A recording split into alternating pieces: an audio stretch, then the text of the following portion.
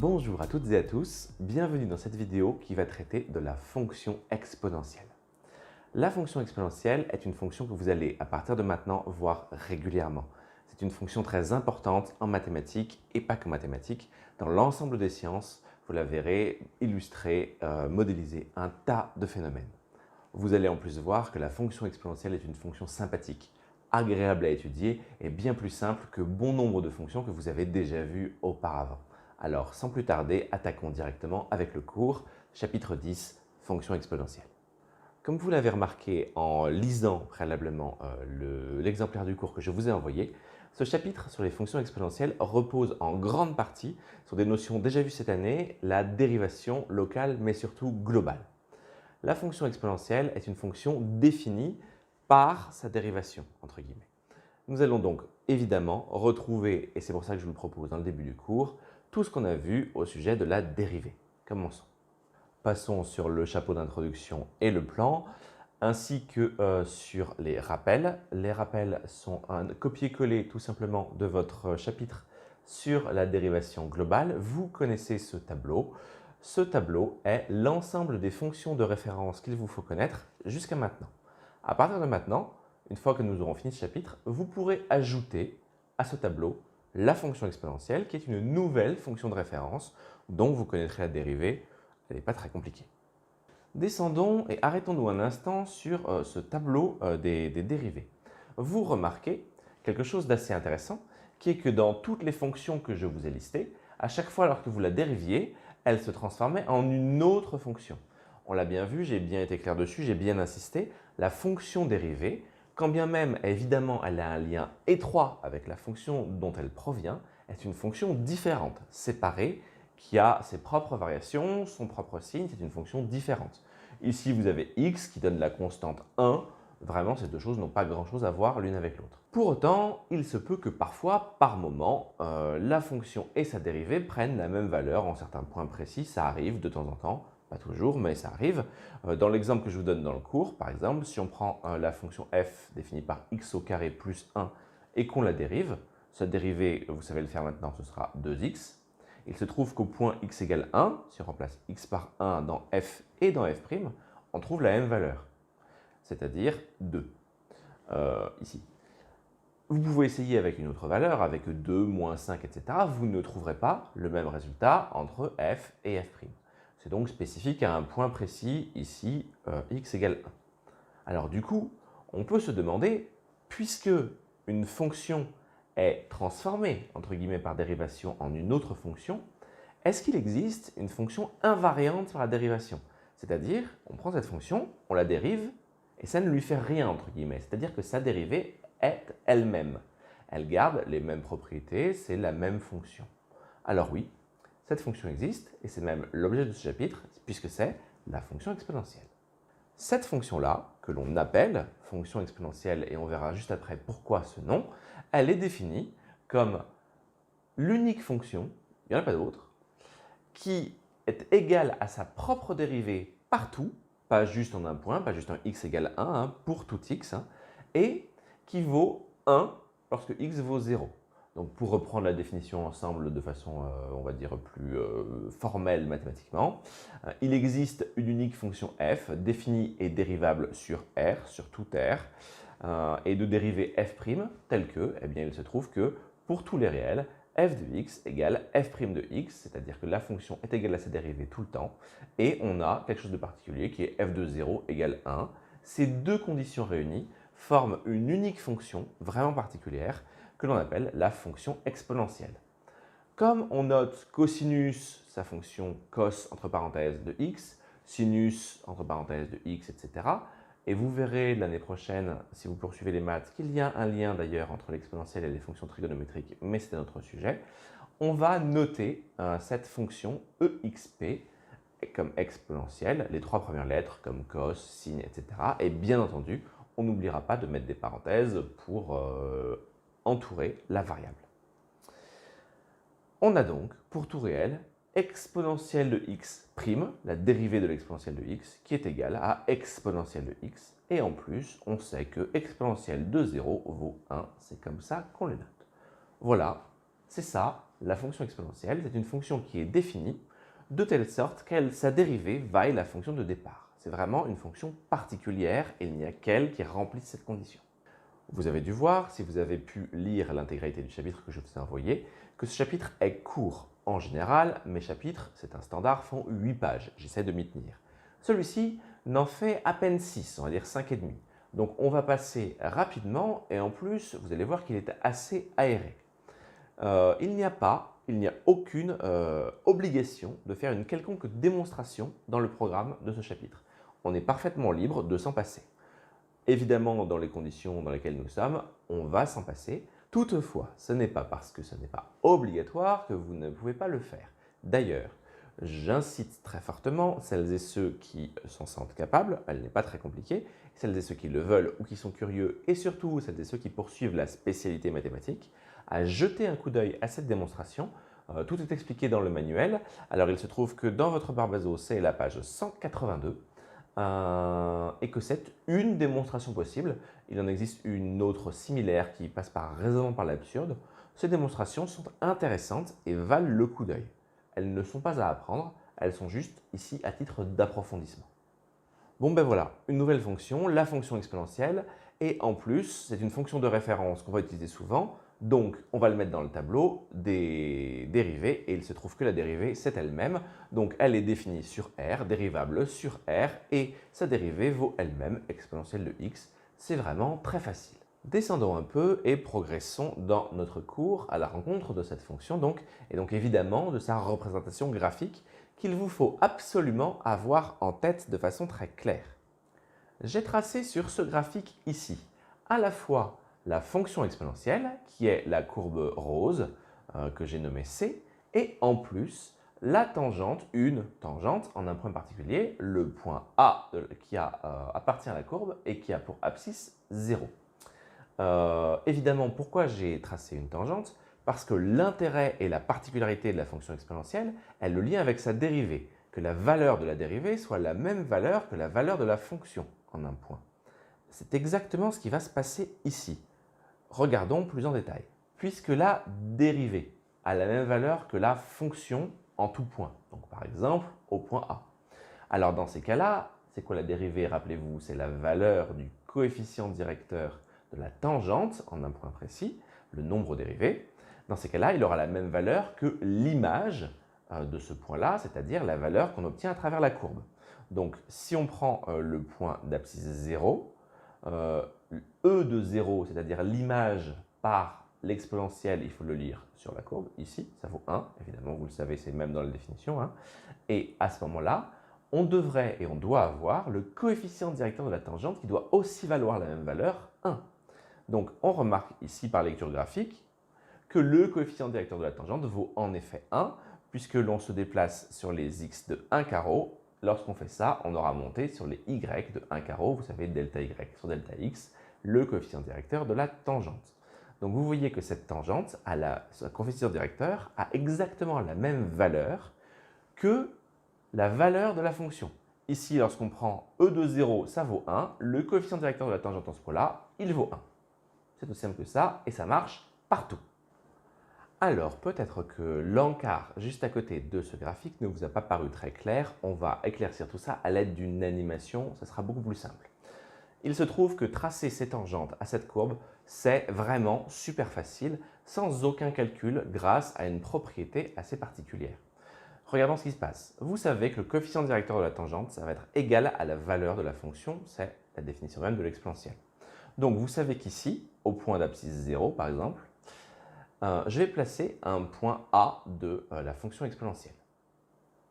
Et je vais tracer sa tangente. Sa tangente va couper l'axe des abscisses un cran derrière. Là, mon point A il a pour abscisse 0. Ma tangente va couper l'axe des abscisses en moins 1. Parce que vous avez juste à prendre le point. Ah, ça fait une valeur sur la courbe. Vous voulez tracer sa tangente, très bien. Vous regardez son abscisse, vous reculez d'un cran et vous tracez le trait.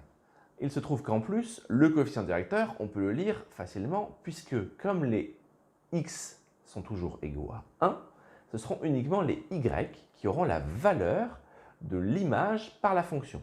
Je m'explique. Ici, vous avez une abscisse 0. L'image par la fonction de 0, en fait, il suffit de lire l'image sur la courbe. Hein. C'est la valeur du point A qui ici vaut 1. D'accord? Donc E de 0 vaudra 1. Les delta Y vaudront simplement 1, tout simplement. Les delta X valent tout le temps 1, tout le temps. Et ici, les delta Y valent la valeur de la fonction, donc ici 1.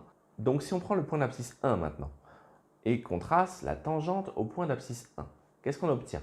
On obtient une tangente qui coupe l'axe des abscisses juste un cran avant, en 0. C'était prévisible, ça marche tout le temps comme ça.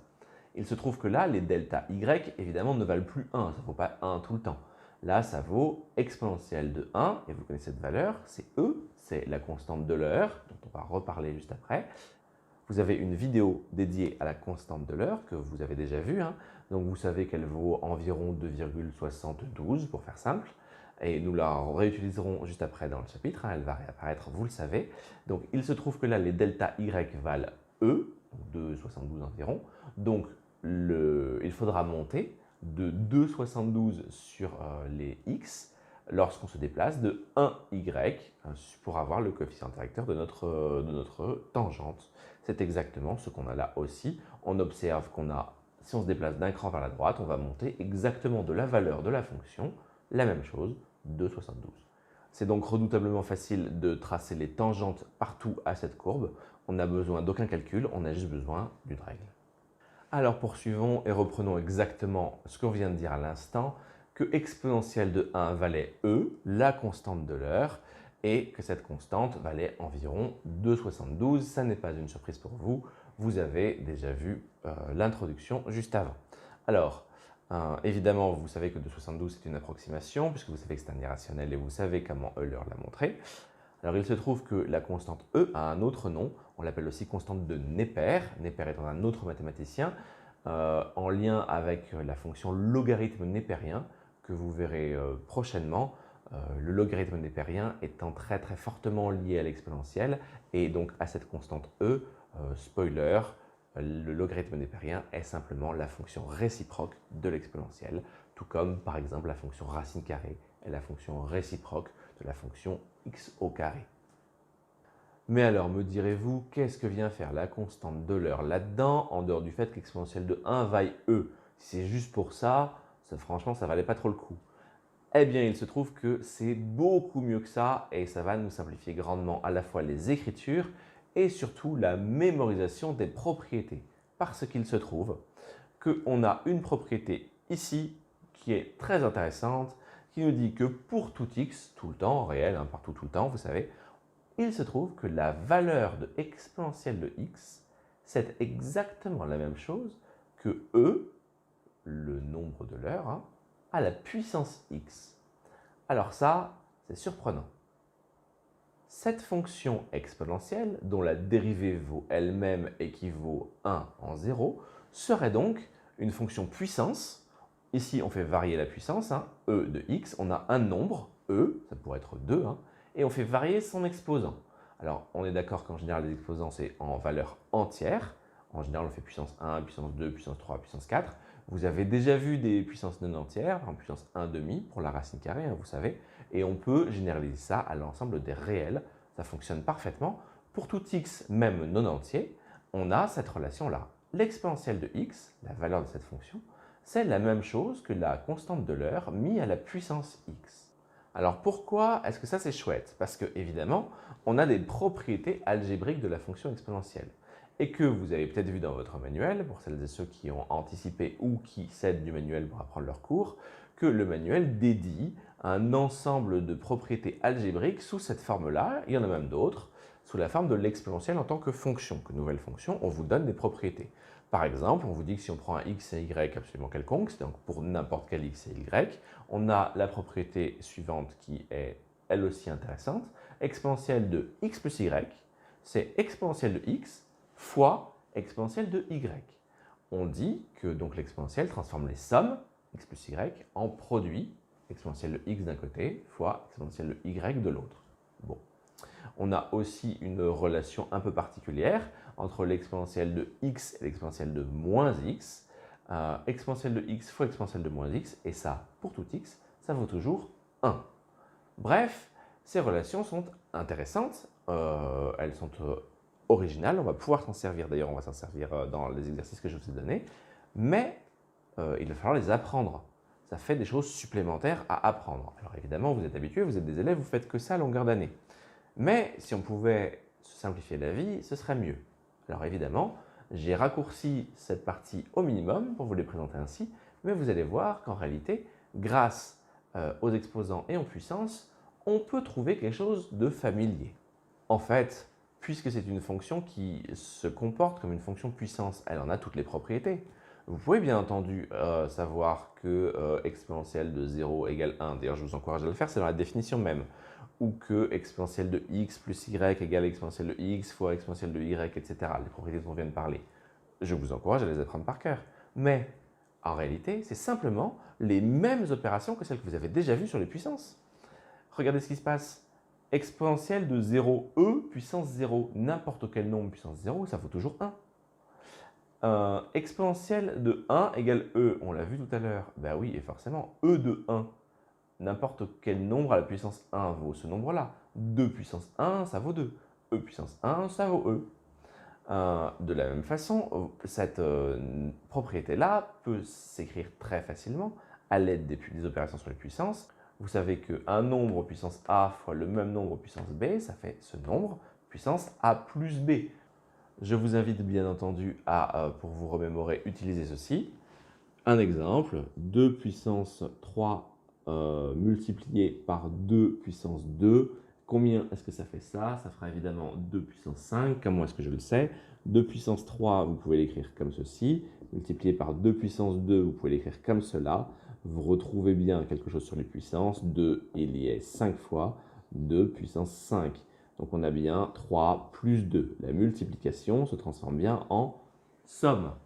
Donc on est d'accord qu'on retrouve exactement les mêmes propriétés que l'exponentielle. L'exponentielle a les propriétés des puissances.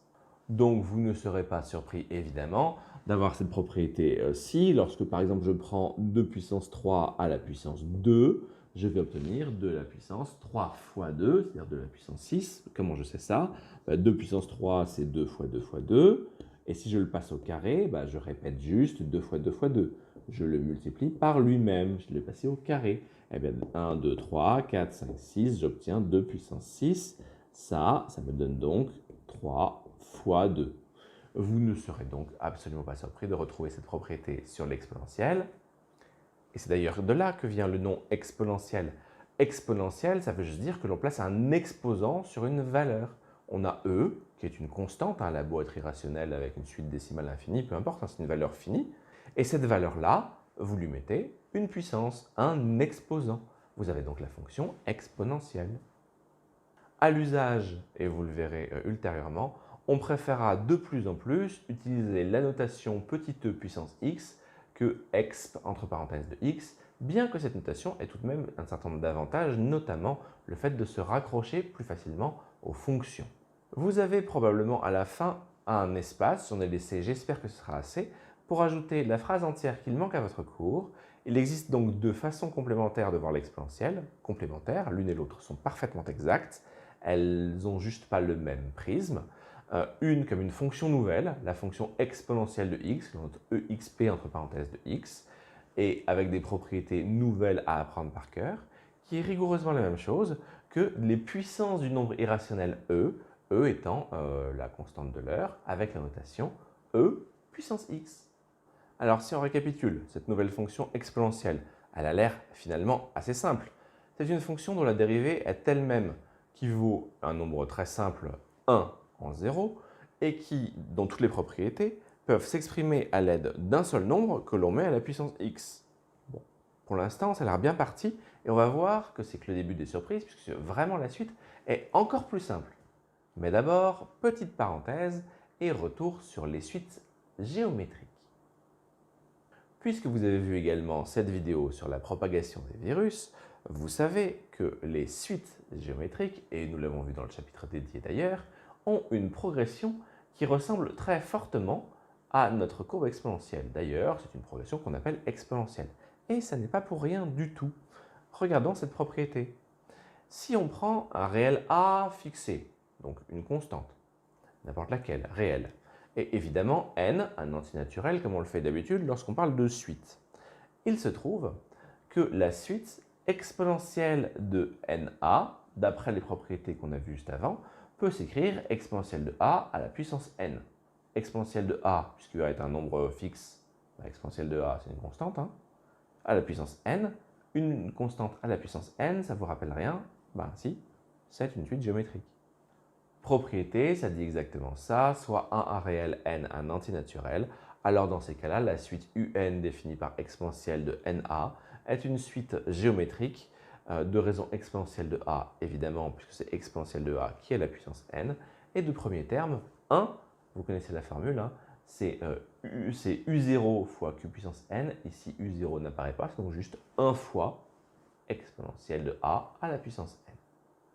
En guise d'approfondissement, je mentionne ici justement une propriété qui nous permet de voir que toutes les suites géométriques sont en réalité portées par une exponentielle, puisqu'on peut toujours transformer, c'est écrit, q puissance n par exponentielle de bn. Il existe un b qui fonctionne. On va toujours pouvoir trouver un b qui nous permet de transformer n'importe quelle valeur q puissance n, une suite de raisons q géométrique, en exponentielle de b puissance n. Donc on aura logiquement une croissance exponentielle pour n'importe quelle suite géométrique. Elle aura donc toujours la même forme de courbe, une forme exponentielle, et les fonctions exponentielles portent les suites géométriques.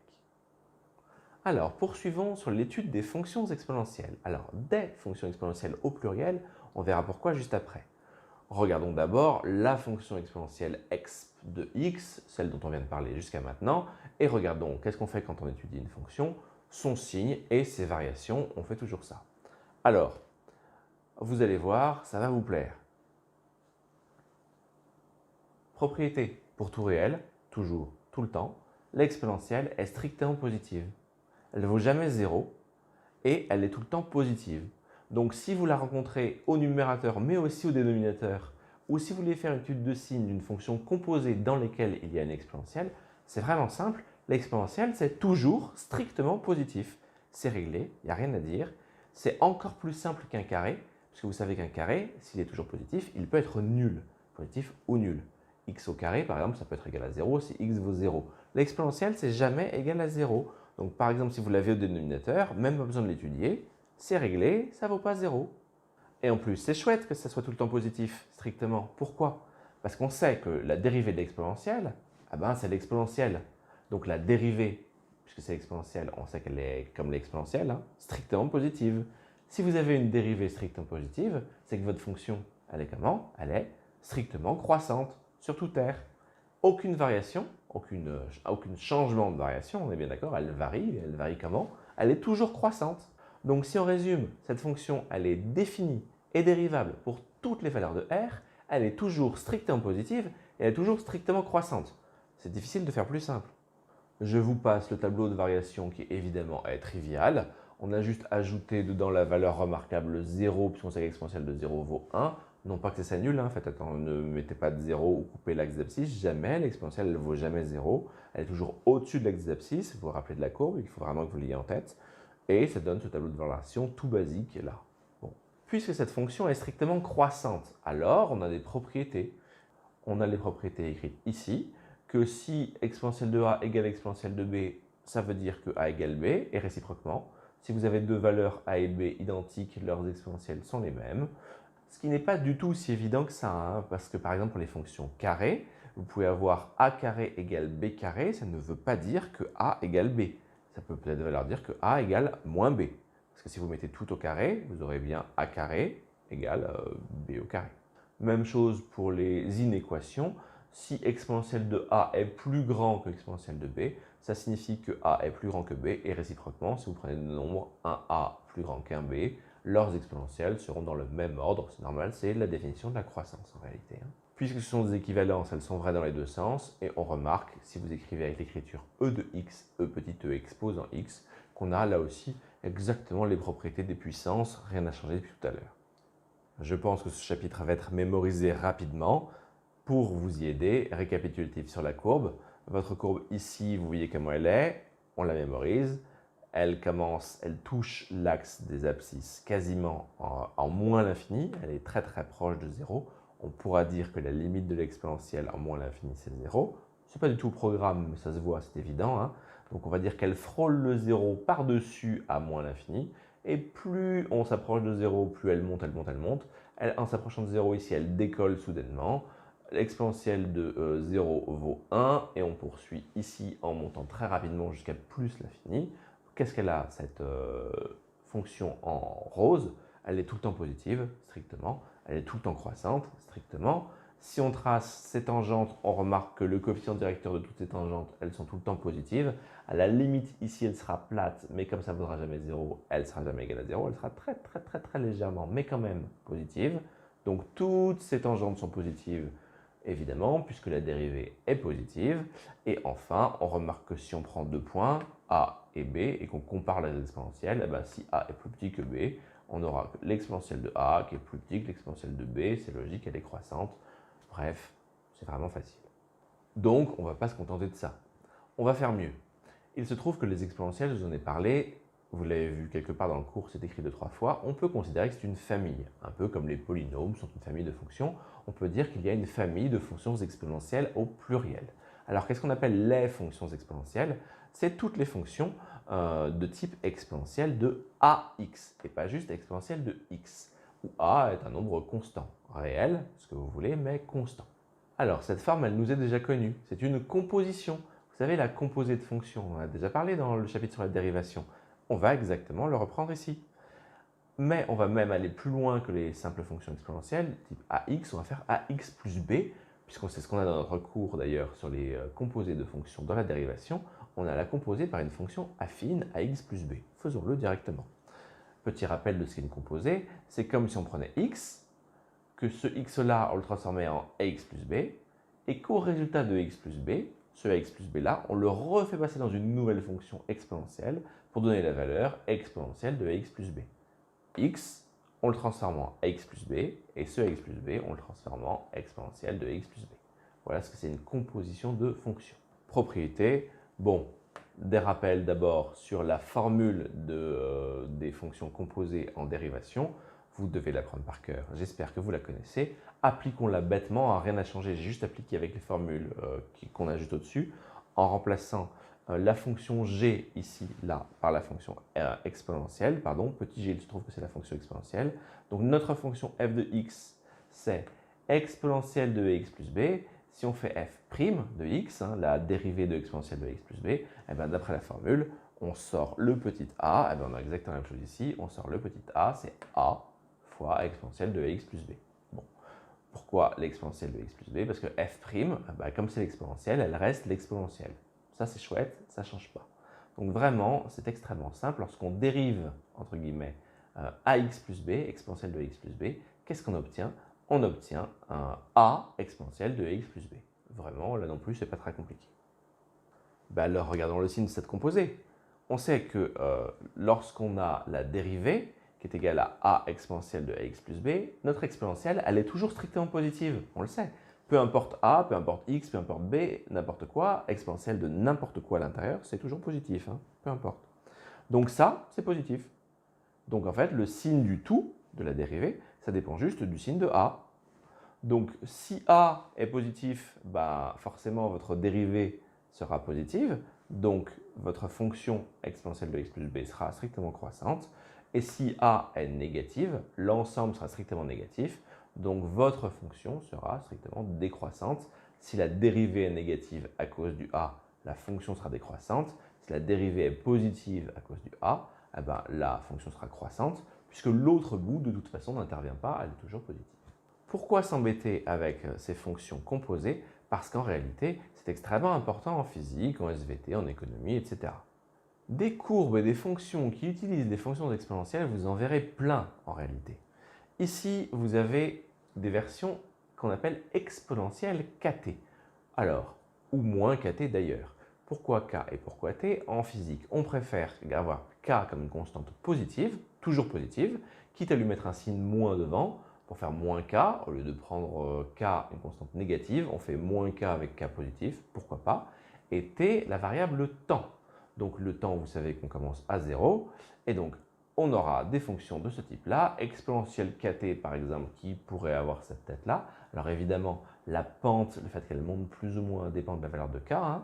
C'est variable, hein, c'est un ensemble de fonctions. Là, j'en ai tracé une parmi d'autres. Et ici, vous avez une courbe de type exponentielle moins kt. Vous voyez qu'elle est décroissante, c'est logique, on en a parlé juste avant. Hein. Le petit a, il est négatif, hein, puisque vous avez moins k avec k positif, moins k est donc négatif, elle est donc décroissante. Et vous avez ici, par exemple, quelque chose comme la décomposition nucléaire, la désintégration des noyaux, qu'on utilise en physique bien entendu, mais aussi en SVT dans la datation carbone 14.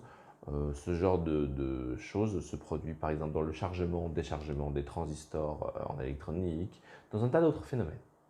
Voici qui conclut intégralement notre chapitre, nous n'avons plus rien à mettre dedans. Je vous invite donc à profiter du fait qu'il soit court pour aller voir les approfondissements que je vous propose, bien travailler les exercices, surtout m'envoyer vos questions, et on se retrouve donc très bientôt pour la suite, en présentiel ou en distanciel. À bientôt!